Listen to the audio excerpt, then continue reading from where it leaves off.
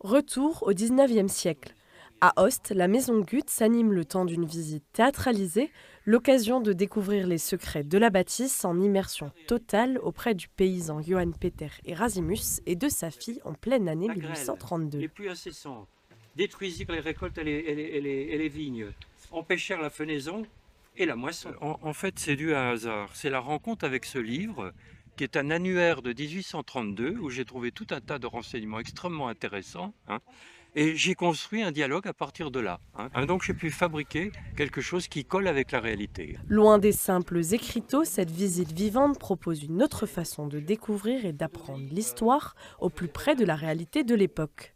C'est des paysans, bien sûr, parce qu'on vit plus comme ça aujourd'hui, mais je trouve que c'est extrêmement, c'est gratifiant.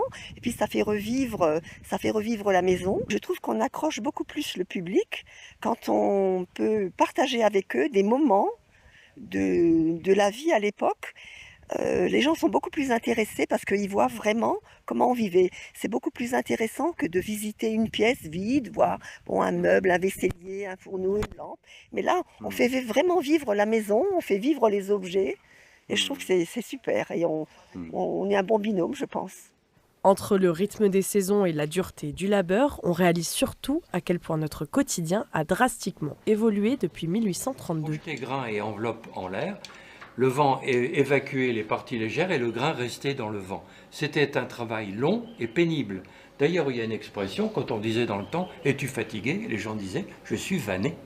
Ce qui voulait dire que le travail du vent était quelque chose d'extrêmement pénible. Certaines pratiques qui sont tellement évidentes aujourd'hui, comme allumer un feu, où il suffit d'appuyer sur un bouton et on a la gazinière qui s'allume.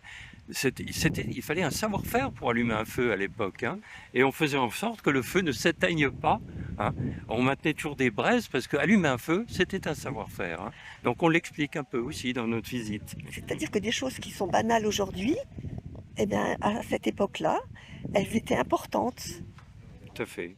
Pour remonter le temps, vous aussi, et visiter la maison Guth, l'inscription se fait auprès de l'Office du tourisme de la communauté de communes de Frémin-Merlebach.